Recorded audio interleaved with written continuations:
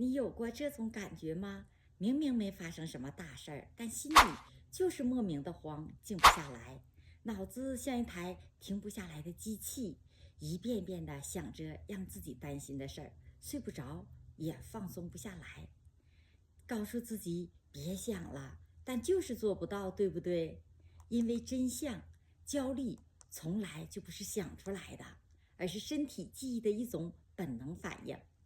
过去某个受伤、害怕的瞬间，在身体里埋下了一个警报器。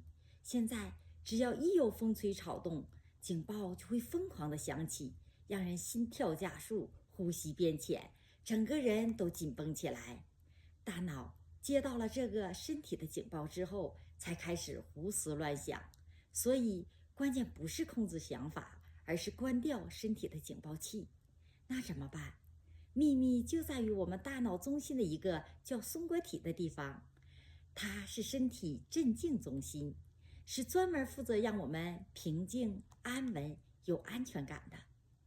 但很多人的松果体因为压力和生活习惯，就像休眠了一样，而激活它不需要吃药，不需要硬扛，只需要一把钥匙，那就是松果体呼吸课。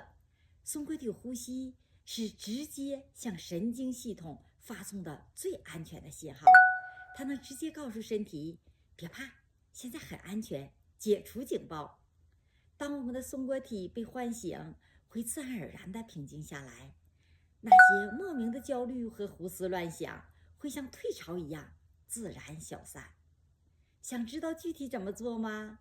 来松果体呼吸课，亲手关上那个让焦虑的身体警报，从源头上找回内心的平静和安全感，睡得更沉，情绪更稳。